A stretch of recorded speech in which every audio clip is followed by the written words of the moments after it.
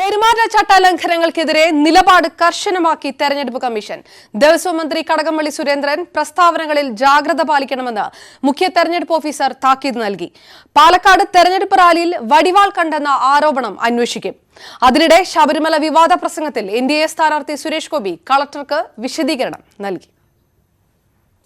ക്ഷേമ പെൻഷനുകൾ വാങ്ങുന്നവർ വോട്ട് ചെയ്തില്ലെങ്കിൽ ദൈവം ചോദിക്കുമെന്ന പ്രസംഗമാണ് ദേവസ്വം മന്ത്രി കടകംപള്ളി സുരേന്ദ്രന് വിനയായത്.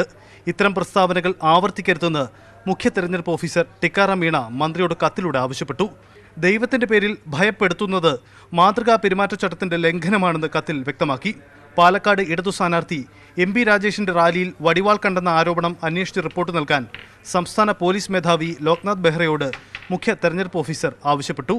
പ്രചരണ റാലികളിൽ ആയുധങ്ങൾ കൊണ്ടുപോകുന്നത് കർശനമായി തടഞ്ഞിട്ടുണ്ടെന്ന് തെരഞ്ഞെടുപ്പ് കമ്മീഷൻ DGPയെ അറിയിച്ചു.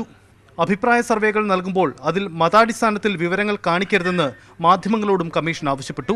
അതേസമയം ശബരിമല വിഷയം ഉയർത്തി വോട്ട് ചോദിച്ച സംഭവത്തിൽ തൃശൂരിലെ NDA സ്ഥാനാർത്ഥി സുരേഷ് ഗോപി ജില്ലാ കളക്ടർക്ക് വിശദീകരണം നൽകി.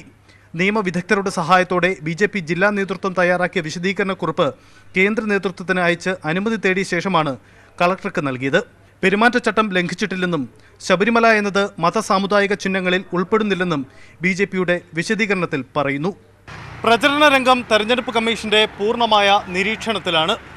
ഓരോ ചട്ടലംഘനത്തിനും ഉടനടി നടപടിയെന്ന നിലപാടാണ് മുഖ്യ തെരഞ്ഞെടുപ്പ് ഓഫീസർ ടിക്കാറാം മീണയുടേതാണ്. ഇതുകൊണ്ടുകൂടിയാണ് തെരഞ്ഞെടുപ്പ് ചൂടിൽ വാവിട്ടു പോണ വാക്കുകൾക്ക് ഉടനടി വിശദീകരണം നൽകാൻ സ്ഥാനാർത്ഥികൾക്ക് തയ്യാറാവേണ്ടി വരുന്നതും.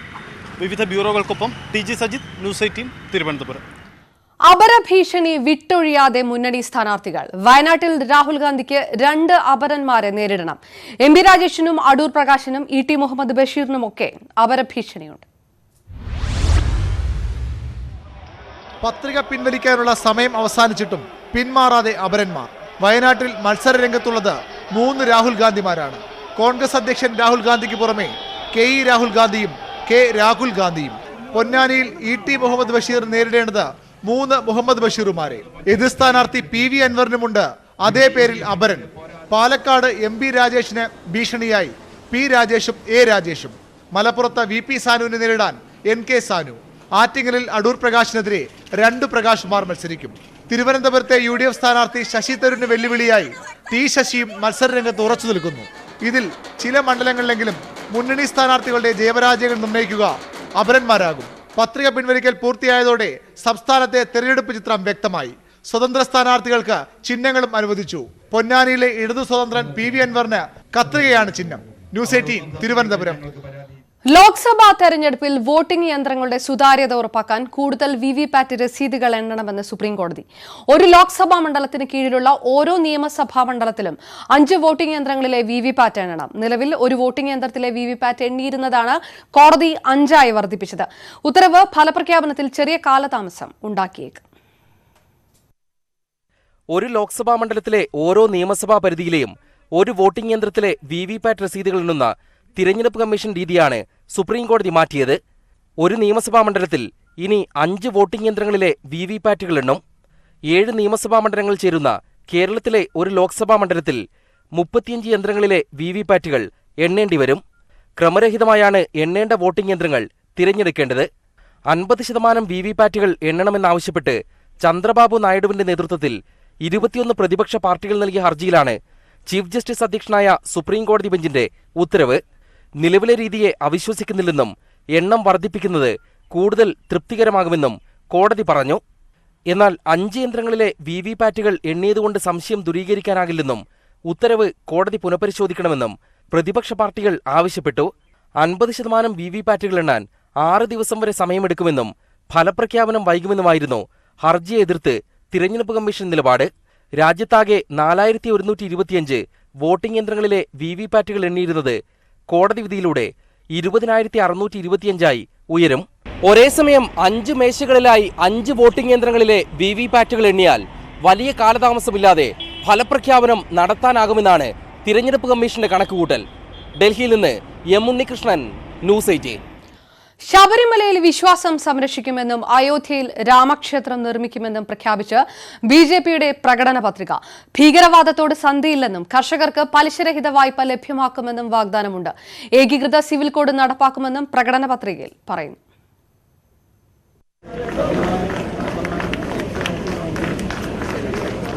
राष्ट्रवाद ये हमारी प्रेरणा है, अंत्योदय ये हमारा दर्शन है और सुशासन ये हमारा मंत्र है. വികസ്വര രാജ്യമായ ഇന്ത്യയെ വികസിത രാജ്യമാക്കി മാറ്റുമെന്നാണ് പ്രധാനമന്ത്രി നരേന്ദ്രമോദി നൽകുന്ന വാഗ്ദാനം. സങ്കൽപ് പത്ര എന്ന് പേരിട്ടിരിക്കുന്ന പ്രകടന പത്രികയിൽ ഇന്ത്യയെ ലോകത്തിലെ മൂന്നാമത്തെ സാമ്പത്തിക ശക്തിയായി വളർത്തുമെന്നും പറയുന്നു. ശബരിമലയിൽ വിശ്വാസവും ആചാരവും സംരക്ഷിക്കുമെന്നും അയോധ്യയിൽ രാമക്ഷേത്രം നിർമ്മിക്കുമെന്നുമാണ് മറ്റൊരു വാഗ്ദാനം. सभी संभावनाओं को तलाश करेंगे और हमारा यह प्रयत्न होगा कि जल्दी से जल्दी सौहार्दपूर्ण वातावरण में भव्य राम मंदिर का निर्माण हो जाए. 60 വയസ്സ് കഴിഞ്ഞ ചെറുകിട ഇടത്തരം കർഷകർക്ക് പെൻഷൻ നൽകും. കൃത്യമായി തിരിച്ചടയ്ക്കുന്ന കർഷകർക്ക് 1 മുതൽ 5 വർഷത്തേക്ക് 1 ലക്ഷം രൂപ വരെ പലിശരഹിത വായ്പ ലഭ്യമാക്കും. ഏകീകൃത സിവിൽ കോഡ് നടപ്പിലാക്കും. പൗരത്വ ഭേദഗതി ബിൽ പാസാക്കും. പാർലമെന്റിലും നിയമസഭകളിലും 33% സ്ത്രീ പ്രാതിനിധ്യം ഉറപ്പുവരുത്താൻ ഭരണഘടനാ ഭേദഗതി വരുത്തും. മുത്തലാഖ് നിരോധനത്തിൽ നിന്ന് പിന്നോട്ടില്ലെന്നും പ്രകടന പത്രികയിലുണ്ട്. വലിയ വാഗ്ദാനങ്ങളോ പുതിയ വാഗ്ദാനങ്ങളോ അല്ല, തുടങ്ങിവെച്ച വികസന പ്രവർത്തനങ്ങൾക്ക് ഭരണ തുടർച്ച തേടുകയാണ് ബിജെപി. ഡൽഹിയിലെ ബിജെപി കേന്ദ്ര ആസ്ഥാനത്ത് നിന്നും cameraman KP ധനേഷിനൊപ്പം KP Abhilash, news 18. ദരിദ്രർക്ക് പ്രതിവർഷം 72,000 രൂപ ഉറപ്പ് നൽകുന്ന ന്യായ് പദ്ധതിയാണ് കോൺഗ്രസ് ഉയർത്തിക്കാട്ടുന്നതെങ്കിൽ കർഷകരുടെ വരുമാനം ഇരട്ടിയാക്കുമെന്ന പ്രഖ്യാപനമാണ് ബിജെപി നടത്തുന്നത്. പതിവ് പ്രഖ്യാപനങ്ങളായ രാമക്ഷേത്രവും ഏക സിവിൽ കോഡും ബിജെപി വീണ്ടും പറയുമ്പോൾ മതേതര ഇന്ത്യ സൃഷ്ടിക്കുമെന്നായിരുന്നു കോൺഗ്രസിന്റെ വാഗ്ദാനം.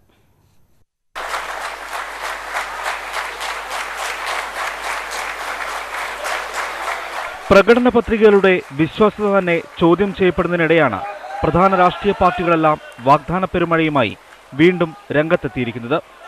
ഉറപ്പായും നടപ്പാക്കുമെന്നാണ് കോൺഗ്രസിന്റെ പ്രകടന പത്രികയുടെ തലവാചകം തന്നെ. ദരിദ്രർക്ക് പ്രതിവർഷം 72,000 രൂപ വാഗ്ദാനം ചെയ്യുന്ന ന്യായ് പദ്ധതിയാണ് കോൺഗ്രസിന്റെ പ്രധാന നിർദ്ദേശം. 150 ദിവസത്തെ തൊഴിലുറപ്പും കർഷകർക്ക് പ്രത്യേക ബജറ്റുമാണ് കോൺഗ്രസിന്റെ മറ്റ് പ്രധാന വാഗ്ദാനങ്ങൾ. തൊഴിൽ വാഗ്ദാനമെന്ന പതിവ് പല്ലവിക്ക് പകരം കേന്ദ്ര സംസ്ഥാന സർക്കാരുകളിൽ ഒഴിഞ്ഞുകിടക്കുന്ന 24 ലക്ഷം തസ്തികകളിൽ പുതിയ നിയമനമെന്ന് പെട്ടെന്ന് വിശ്വസിക്കുന്ന പ്രഖ്യാപനവും കോൺഗ്രസ് നടത്തി. एक तरफ सिर्फ मैं ही मैं हूं, क्योंकि मैं मेरा और मेरा अहंकार, न तो इनको कोई देश से वास्ता है, न अपने दल से वास्ता है, न अपने दल के नेताओं से वास्ता है. കോൺഗ്രസിന്റെ ന്യായ് പദ്ധതിയെ കടുത്ത ഭാഷയിൽ വിമർശിച്ച ബിജെപി ദേശീയതയെയും വിശ്വാസത്തെയുമാണ് പ്രകടന പത്രികയിൽ മുറുകെ പിടിച്ചത്. കർഷകരുടെ വരുമാനം 2022 ആകുമ്പോൾ ഇരട്ടിയായി വർദ്ധിപ്പിക്കുമെന്നും പലിശരഹിത വായ്പയുമാണ് ബിജെപിയുടെ പ്രധാന വാഗ്ദാനങ്ങൾ. കഴിഞ്ഞ തെരഞ്ഞെടുപ്പിലെ ബിജെപിയുടെ പ്രധാന പ്രചാരണ വിഷയമായിരുന്ന കള്ളപ്പണ നിരോധനത്തെക്കുറിച്ച് ഇത്തവണ പരാമർശം പോലുമില്ല. പതിവ് വാഗ്ദാനങ്ങളായ രാമക്ഷേത്രവും ഏകീകൃത സിവിൽ കോഡും പതിവ് പോലെ ഇത്തവണയും ഇടം നേടുകയും ചെയ്തു. പ്രതിപക്ഷത്തിരുന്നപ്പോൾ ഉയർത്തിയ തൊഴിലില്ലായ്മയ്ക്കും ഇക്കുറി ബിജെപി വേണ്ടത്ര പരിഗണന നൽകിയിട്ടില്ല. ഇടുങ്ങിയ ചിന്തയിൽ നിന്ന് രൂപപ്പെട്ടതല്ല സങ്കൽപ് പത്ര എന്ന പ്രകടന പത്രികയെന്നാണ് ബിജെപി വാദം. This manifesto, in a season of manifestos, is not prepared with a tukade mindset. It's not even prepared with an Ivy League mindset. This has been prepared with a strong nationalist vision, and it has been prepared after a detailed consultation. തൊഴിലാളികൾക്ക് പ്രതിമാസം കുറഞ്ഞ വേതനം 18,000 രൂപയാക്കുമെന്നായിരുന്നു CPM പ്രകടന പത്രികയിലെ പ്രധാന വാഗ്ദാനം. Election desk, news 18. ഇടഞ്ഞു നിന്ന മുതിർന്ന നേതാക്കളെ അനുനയിപ്പിക്കാൻ ബിജെപി ശ്രമം. ബിജെപി അധ്യക്ഷൻ അമിത് ഷാ മുരളി മനോഹർ ജോഷിയുമായും LK അദ്വാനിയുമായും കൂടിക്കാഴ്ച നടത്തുകയാണ്. ഡൽഹിയിൽ നിന്ന് വിശദാംശങ്ങളുമായി KP അഭിലാഷ് ചേരുന്നു. അഭിലാഷ്, പ്രായപരിധി കണക്കിലെടുക്കും, സീറ്റ് കാര്യത്തിൽ തീരുമാനത്തിൽ മാറ്റമുണ്ടാകില്ല എന്ന് നേരത്തെ അരുൺ ജെയ്റ്റ്ലി പറഞ്ഞതാണ്. അതുകൊണ്ട് തന്നെ അതിൽ മാറ്റമില്ലാതെ പകരം വിവാദങ്ങൾ അവസാനിപ്പിക്കാൻ ഒരു സമന്വയ ശ്രമം അതാണോ നടക്കുന്നത്? വിശദാംശങ്ങൾ എന്താണ് ചർച്ചയുടെ? ജനസംഘിന്റെയും ഒപ്പം ബിജെപിയുടെയും സ്ഥാപക നേതാവായ LK അദ്വാനി, മുതിർന്ന നേതാവ് മുരളി മനോഹർ ജോഷി എന്നിവരെ ഈ തെരഞ്ഞെടുപ്പിൽ സീറ്റ് നൽകാതെ മാറ്റി നിർത്തിയതിൽ പാർട്ടിക്കുള്ളിൽ തന്നെ അഭിപ്രായ ഭിന്നതകളുണ്ട്. എന്നാൽ മുതിർന്ന നേതാക്കളെ പ്രായപരിധി കഴിഞ്ഞവരെ മത്സരിപ്പിക്കേണ്ടതില്ല എന്ന സംഘടനാപരമായ ഒരു തീരുമാനമാണ് എന്ന് അരുൺ ജെയ്റ്റ്ലി തന്നെ കഴിഞ്ഞ ദിവസം വ്യക്തമാക്കിയതാണ്. അതേസമയം സീറ്റ് നിഷേധത്തിൽ LK അദ്വാനിക്കും മുരളി മനോഹർ ജോഷിക്കും അമർഷമുണ്ട്. അത് പരോക്ഷമായി അവർ പ്രകടിപ്പിക്കുകയും ചെയ്തിരുന്നു. എന്തുകൊണ്ട് രാംലാൽ മാത്രം സീറ്റില്ല എന്ന കാര്യം അറിയിച്ചുകൊണ്ടെത്തുന്നു, അമിത്ഷായോ പ്രധാനമന്ത്രിയോ നേരിട്ട് ഇക്കാര്യം വ്യക്തമാക്കാത്തത് എന്തുകൊണ്ടാണ് എന്ന കാര്യമായിരുന്നു മുരളി മനോഹർ ജോഷി ചോദിച്ചത്. അതേസമയം രാഷ്ട്രമാണ് ആദ്യം, പാർട്ടി പിന്നീട്, വ്യക്തികൾ ഏറ്റവും ഒടുവിൽ എന്ന തരത്തിലുള്ള പരാമർശം LK അദ്വാനിയും നടത്തിയിരുന്നു. ഈ തരത്തിലുള്ള വിയോജിപ്പുകൾ പരിഹരിക്കുന്നതിനും തെരഞ്ഞെടുപ്പിലേക്ക് അടുക്കുമ്പോൾ പരസ്യ പ്രസ്താവനകൾ ഒഴിവാക്കുക എന്ന തരത്തിലുള്ള നീക്കത്തിന്റെയും ഭാഗമായാണ് ഇപ്പോൾ കൂടിക്കാഴ്ച. നേതാക്കളുടെ അദ്വാനിയുമായി മുരളി മനോഹർ ജോഷിയുമായി അമിത്ഷായുടെ കൂടിക്കാഴ്ച. വിശദാംശങ്ങളാണ് KP അഭിലാഷ് നൽകിയത്. പാകിസ്ഥാന്റെ F-16 വിമാനം തകർത്തതിന് തെളിവുകൾ പുറത്തുവിട്ട് ഇന്ത്യ. വിമാനം തകർത്തതിന്റെ റഡാർ ചിത്രങ്ങളാണ് വ്യോമസേന പുറത്തുവിട്ടത്. 2 പാരച്യൂട്ടുകൾ പാക് ഭാഗത്ത് ഇറങ്ങിയതിന് തെളിവുകൾ ഇന്ത്യ പുറത്തുവിട്ടു. The Indian Air Force aircraft were vectored to shoot down PAF aircraft. PAF aircraft fired multiple AMRAAM missiles which were defeated by use of countermeasures and tactical maneuvers. In the aerial combat that followed, one MiG-21 Bison of the Indian Air Force, piloted by Wing Commander Abhinandan. കൂടുതൽ വിവരങ്ങളുമായി ദില്ലിയിൽ നിന്ന് M. Unnikrishnan ചേർന്നു. പാകിസ്ഥാന്റെ വാദങ്ങളെ എങ്ങനെയാണ് തെളിവ് സഹിതം ഖണ്ഡിക്കുന്നത് India?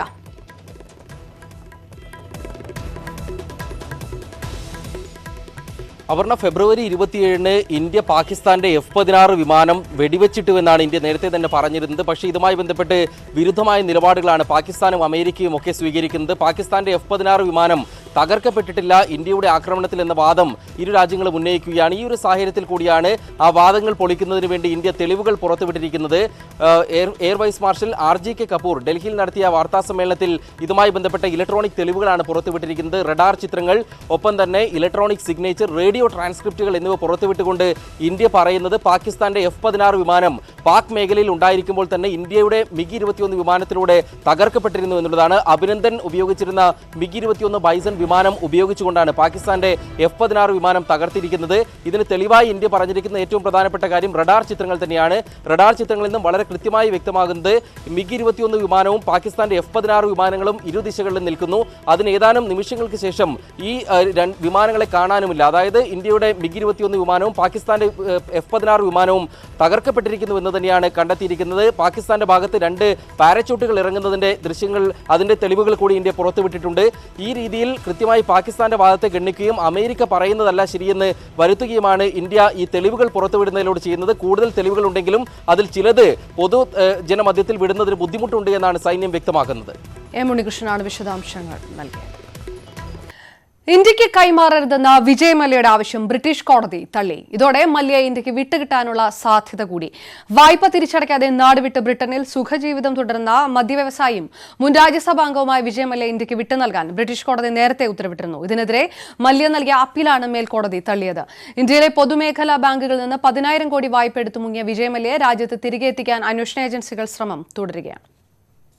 Masala ബോണ്ടിൽ സർക്കാരിനെതിരെ ആരോപണം കടുപ്പിച്ച് പ്രതിപക്ഷ നേതാവ് രമേശ് ചെന്നിത്തല. കടപ്പത്രം വാങ്ങിയ CDPQ കമ്പനി പ്രതിനിധികൾ സംസ്ഥാനത്തെത്തി ഉന്നതരുമായി ചർച്ച നടത്തിയെന്ന് പ്രതിപക്ഷ നേതാവ് ആരോപിച്ചു. റിസർവ് ബാങ്കുമായി കൂടിയാലോചിച്ചാണ് കടപ്പത്രം ഇറക്കിയതെന്നും വികസനം മുടക്കാനാണ് പ്രതിപക്ഷം ശ്രമിക്കുന്നതെന്നുമാണ് മുഖ്യമന്ത്രിയുടെ മറുപടി. കിഫ്ബി കടപ്പത്രത്തെക്കുറിച്ച് മുഖ്യമന്ത്രി വിശദീകരിച്ചതിന് പിന്നാലെയാണ് കടുത്ത ആരോപണവുമായി പ്രതിപക്ഷ നേതാവ് രംഗത്തെത്തിയത്. CDPQ കമ്പനി അധികൃതർ സംസ്ഥാനത്തെത്തി ഉന്നതരുമായി ചർച്ച നടത്തിയെന്നാണ് ആരോപണം. ഏറിസ് സീഗൽ എന്ന് പറയുന്നത് ആരാണ്? ലാവലിന്റെ ഡയറക്ടർ അല്ലേ? ഈ മാർച്ച് 23 മുതൽ 27 വരെ തിരുവനന്തപുരത്ത് ആരോടൊക്കെ ചർച്ച നടത്തി?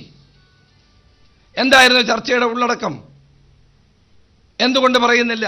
പലിശ നിരക്ക് നിശ്ചയിച്ചത് റിസർവ് ബാങ്കുമായി ആലോചിച്ചിട്ടാണെന്നാണ് മുഖ്യമന്ത്രിയുടെ മറുപടി. കൊടിയ പലിശയാണെന്ന പ്രതിപക്ഷ ആരോപണത്തിന് മുഖ്യമന്ത്രി നൽകുന്ന മറുപടി ഇങ്ങനെ: കിഫ്ബി നേരത്തെ പറഞ്ഞിട്ടുണ്ട്, ഇത്രയാണ് ഞങ്ങളുടെ പലിശ. ആ പലിശ ഈ കഴിഞ്ഞൊരു വർഷം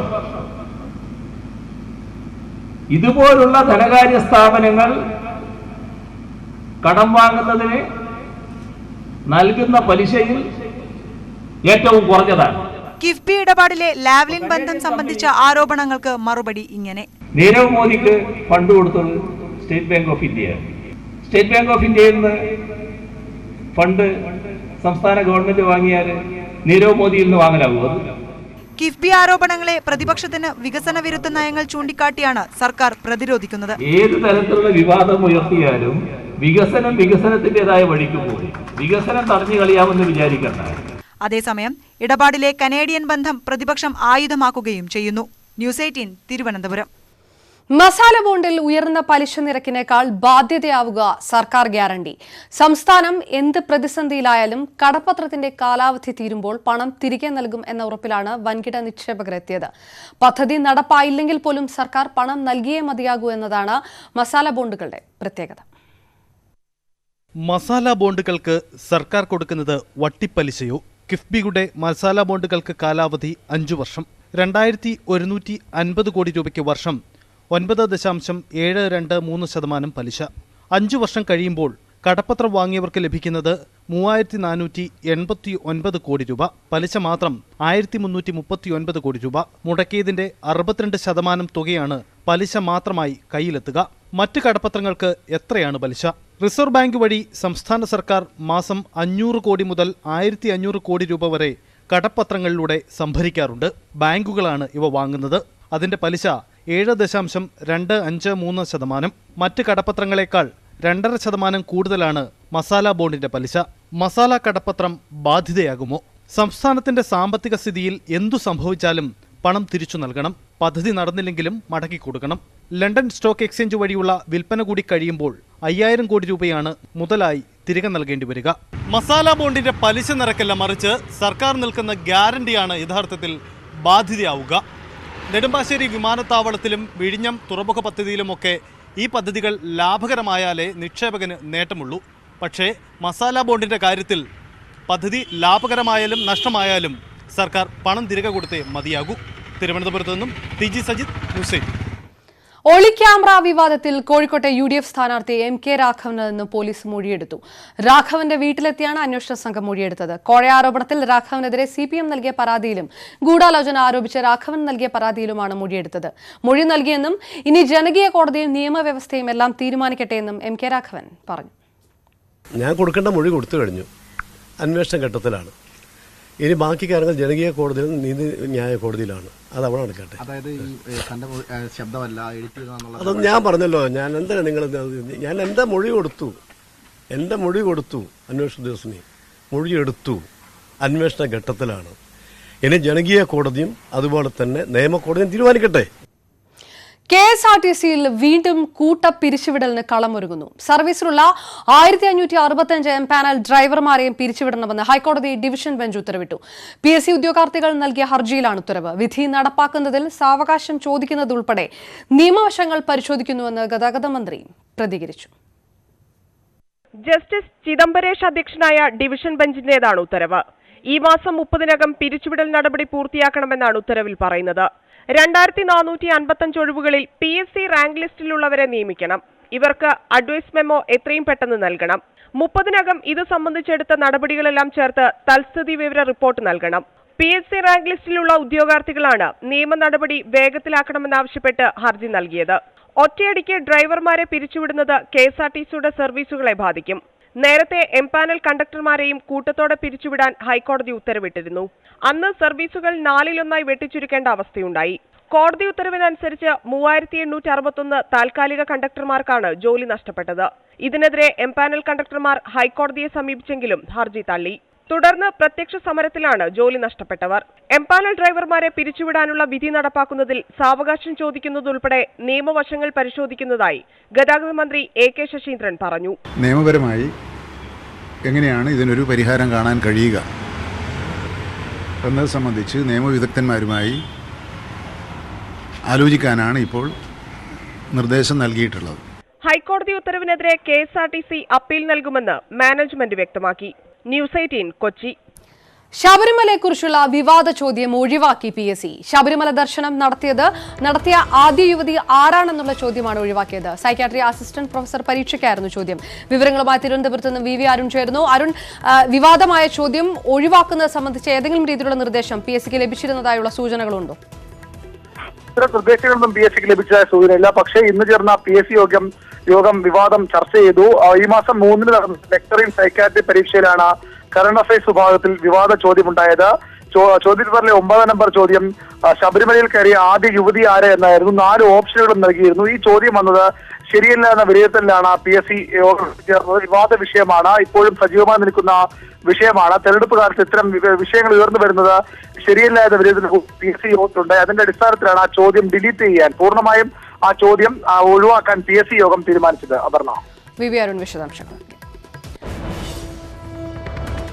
ശ്വാസകോശ രോഗത്തെ തുടർന്ന് ചികിത്സയിൽ കഴിയുന്ന കേരള കോൺഗ്രസ് ചെയർമാൻ KM മാണിയുടെ നില ഗുരുതരമായി തുടരുന്നു. തീവ്രപരിചരണ വിഭാഗത്തിലുള്ള അദ്ദേഹത്തിന് വെന്റിലേറ്റർ സഹായം നൽകുന്നുണ്ടെന്ന് ഡോക്ടർമാർ അറിയിച്ചു. ശ്വാസകോശ അസുഖത്തെ തുടർന്ന് 1.5 മാസം മുൻപാണ് KM മാണിയെ കൊച്ചിയിലെ സ്വകാര്യ ആശുപത്രിയിൽ പ്രവേശിപ്പിച്ചത്. ആരോഗ്യനില മെച്ചപ്പെട്ടതിനെ തുടർന്ന് വീട്ടിലേക്ക് മടങ്ങിയെങ്കിലും ശ്വാസതടസ്സത്തെ തുടർന്ന് വെള്ളിയാഴ്ച പുലർച്ചെ വീണ്ടും ആശുപത്രിയിലാക്കി. ശ്വാസകോശ അണുബാധയുമുണ്ടായിരുന്നു. ഇപ്പോൾ തീവ്രപരിചരണ വിഭാഗത്തിൽ നിരീക്ഷണത്തിലാണ് അദ്ദേഹം. സാറ് ക്രിട്ടിക്കലി ഇല്ല, അതുകൊണ്ട് നമുക്ക് പറയാനൊക്കെയല്ല. ഞാൻ പറഞ്ഞ പോലെ സാർ ഒരു ഫൈറ്ററാണ്. അതുകൊണ്ട് സാർ തിരിച്ചു വരുമെന്ന ഞങ്ങളുടെ പൂർണ്ണമായിട്ടുള്ള ബലം. മുഖ്യമന്ത്രി പിണറായി വിജയൻ KM മാണിയെ സന്ദർശിച്ചു. ഞാൻ അദ്ദേഹത്തെ കണ്ടു, പിന്നെ കുടുംബാംഗങ്ങളെ കണ്ടു, കാര്യങ്ങൾ ഡോക്ടർമാരുമായിട്ട് ചർച്ച ചെയ്തു. ആരോഗ്യസ്ഥിതിയെക്കുറിച്ച് ഡോക്ടർമാർ പ്രതികരിക്കുന്നതാണെന്നല്ലോ, ഞാൻ പറയുന്നതല്ല.